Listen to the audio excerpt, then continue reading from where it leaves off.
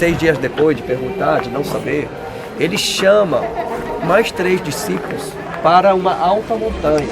Não sabemos exatamente onde. Talvez também seja numa outra dimensão, outra coisa, não sabemos, tá bom? Qual o propósito, ou qual a ideia dessa alta montanha. Se é um local físico de verdade ou uma outra coisa, tá bom?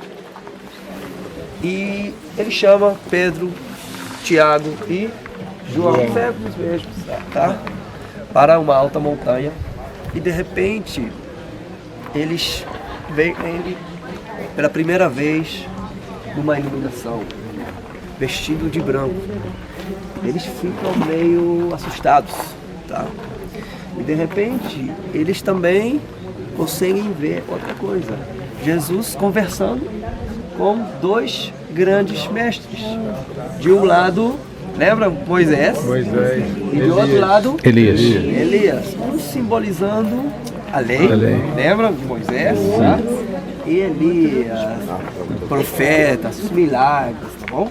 Mas ele está no meio, tá? Mostrando a autoridade dele, falando com Moisés e com Elias. Olha só que imagem bonita. Primeira coisa, pela primeira vez, eu não estou olhando em Jesus agora.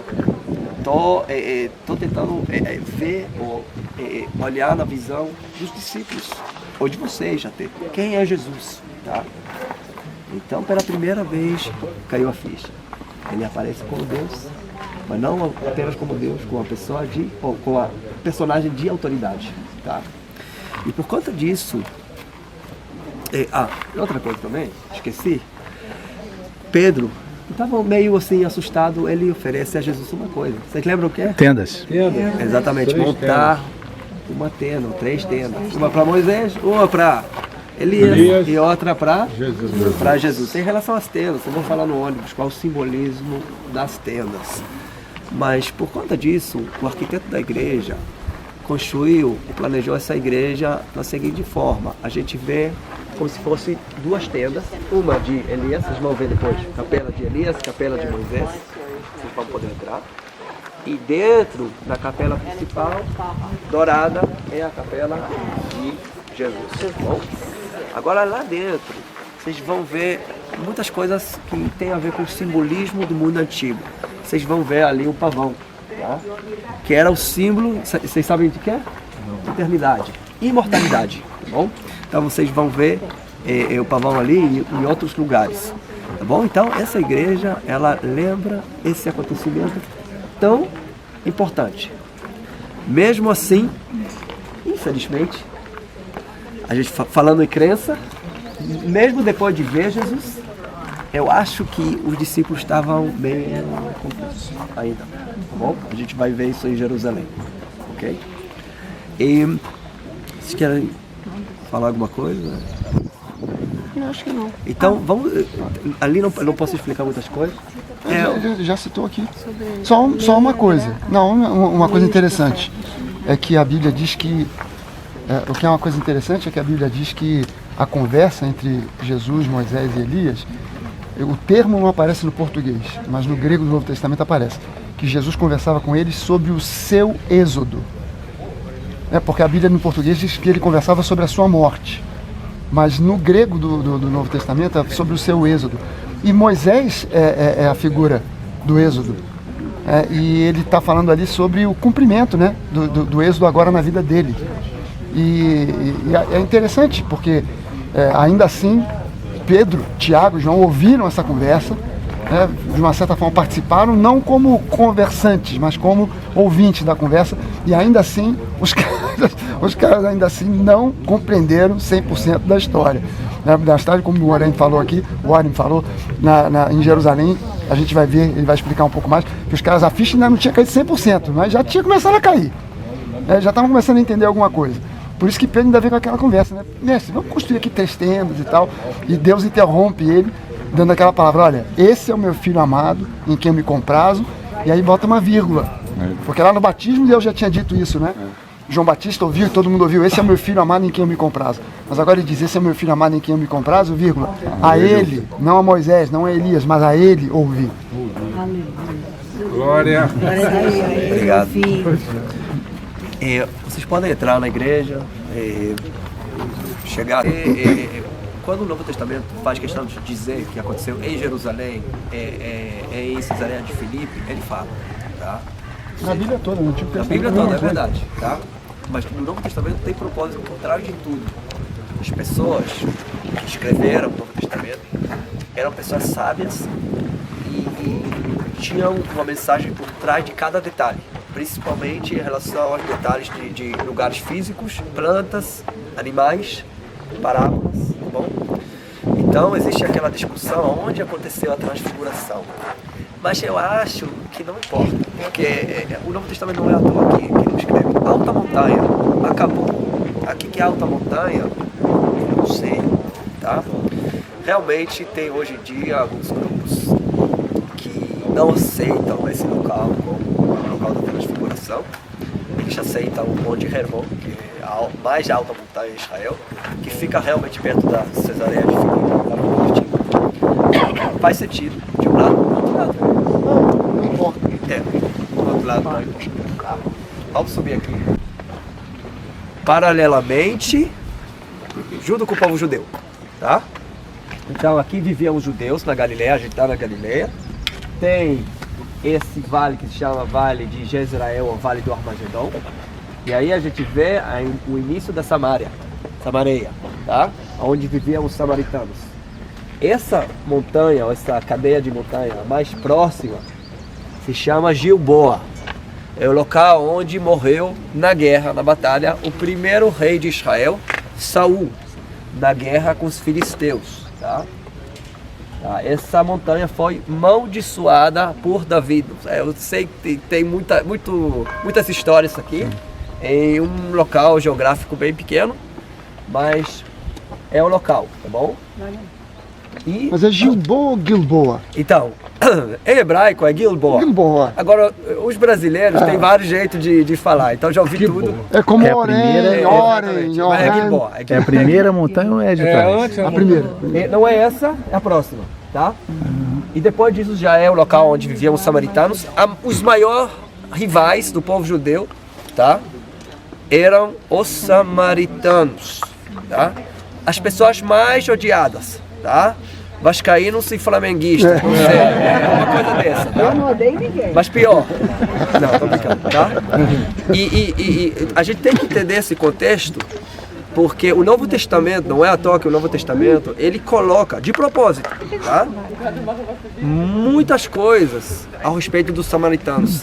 O jeito de Jesus agir e tratar os samaritanos. Era uma coisa fascinante naquela época. Uma coisa não muito bem aceitada pelos judeus. Como é que você pode aceitar, falar bem dos nossos rivais? Como é que você pode ajudar eles? Como é que você faz uma parábola, tá? Que fala a respeito de um bom samaritano. Por que não um bom É judeu? o flamenguista que foi torcendo a torcida do Vasco. Exatamente, uma coisa dessa. Parece que é difícil pensar nisso, né? Mas como? Tá? Isso mostra esse lado de Jesus, tá? Lembram disso, tá? Sempre tem um contexto, um conceito, tá?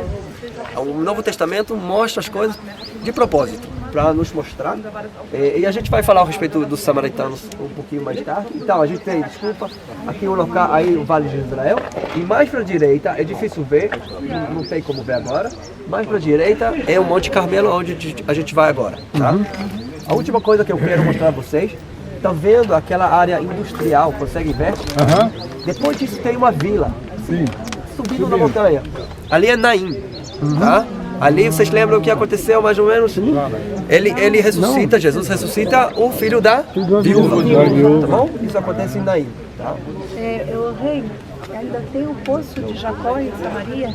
Então tem um local mencionado como o Poço de Jacó, né? Se é o mesmo poço. Eu tenho certeza que não, tá? Eu falo isso desse jeito porque falar de Jesus ainda bem, mas falar dos patriarcas, do Abraão, Isaac e Jacó, eles eram beduínos, nômades, não deixaram nada, assim, muito difícil mesmo, tá bom?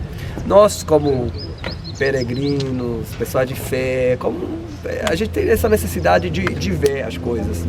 Muitas coisas foram inventadas. Então é por causa do encontro de Jesus com a mulher Com essa samaritana. é verdade. Não, existe um local que diz que é. mas Tem um poço, só fui eu que abri. eu não tenho como.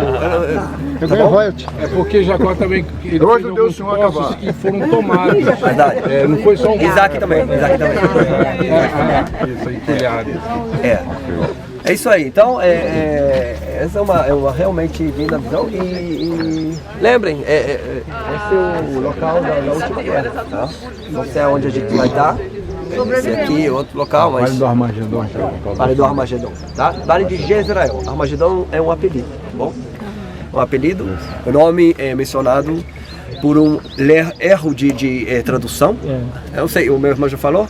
Armagedon é Ar, que monte, Megiddo, tá bom? São um conjunto de dois nomes, tá bom?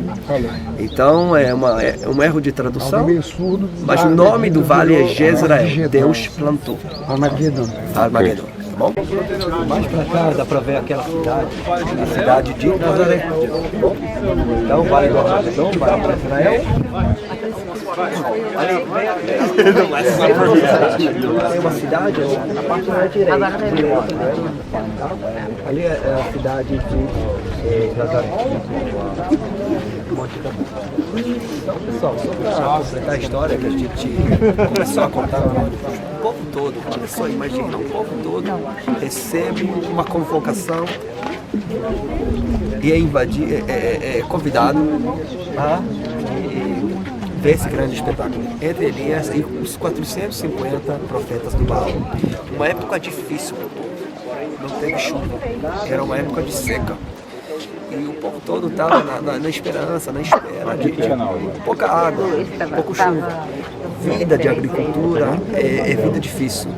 Precisa ter muita fé que tudo dê certo. Tá? No Brasil as coisas são mais fáceis nesse sentido. Clima tropical. Mas aqui todo dia é dia de guerra. Tá? E época que não tem chuva é desastre aqui. No Brasil também, só que aí... Mas aqui só chove em época Só certa chove do em ano. uma época certa.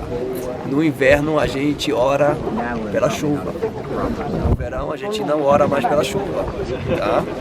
Porque a chuva pode estragar, tá? O trigo que tá agora, tá vendo? Agora é a época da colheita do trigo. Caso de chuva, acabou, tá? Então a gente quer o orvalho. Então o que acontece aqui é que de um lado fica Elias e de outro lado a gente pode imaginar os 450 profetas do Baal e no meio um pedaço de carne. Eu vou contar a história de uma forma rápida, mas no meio os pedaços de carne. E aí o desafio era acender a carne com as forças dos deuses ou do Deus, né? De Deus. E começa a vez dos 450 profetas do Baal, e a Bíblia diz que os profetas rezaram, dançaram, fizeram tudo. E Elias estava olhando ali, brincando com eles mesmo, tá? Elias não é uma grande personagem de humor, não tinha humor, mas nesse caso sim, tá? Ele brinca com eles. Será que o Deus de vocês foi dormir, não acordou? Tá? O que vocês chamam em português, ele zoa, né? Ele fez zoação com eles. E às 4 horas da tarde, eles desistiram e chegou a vez de Elias. Ele pega um pouquinho jarro de água, ele molha também a carne. Por que ele passa água ali? Alguém tem uma ideia? Assim, para mostrar que não tem truque. Para dificultar, né? Exatamente, para mostrar que não tem o truque, não é Mágica. Não tem mágica, exatamente. E eles chamam Deus eterno, e realmente o relâmpago chega do céu e acende a carne. E todo o povo de Israel teve naquele dia uma prova quem é o verdadeiro Deus. Mas a história não termina aqui. Aliás, a história de Elias não termina aqui. Naquele momento, Elias chama o povo todo, tá? E os profetas do Baal, ao ver o que aconteceu, eles correm até o riacho de Quixon, que fica bem ali embaixo. E o que acontece nesse dia é que os profetas do Baal foram massacrados pelo povo de Israel. Depois disso, tá, o momento mais emocionante, né, foi aquele momento que o povo estava olhando no horizonte e aí apareceu nuvem, e mais nuvem, e mais nuvem. E aos poucos se concentraram as nuvens até chover. Naquele dia, pela primeira vez, depois de 4 anos de seca, chuva chegou à terra de Israel. Então, para o povo era realmente a prova que Deus estava com Elias e estava com eles. A história de Elias não termina aqui. Eu vou contar para vocês no ônibus, porque Elias, para os cristãos, é muito bem visto, para os judeus é muito mal visto. Tá? Os judeus gostam de criticar Elias. A tradição judaica critica Elias. Primeira coisa, por fato dele massacrar os profetas do Baal, mas segunda coisa, o jeito dele tratar o povo. Tá? Ele não era um rabino ou um profeta exemplar. Tá? E por isso, ele, pelo ponto de vista judaico, ele foi castigado por Deus. Como é que ele foi castigado? Pelo ponto de vista judaico, é o único profeta, a única personagem bíblica que não morreu. Tá? O único que foi ao céu foi castigado por causa disso. E o único que tem o propósito de voltar no dia que chegar o Messias. Tá bom? Por que ele foi castigado?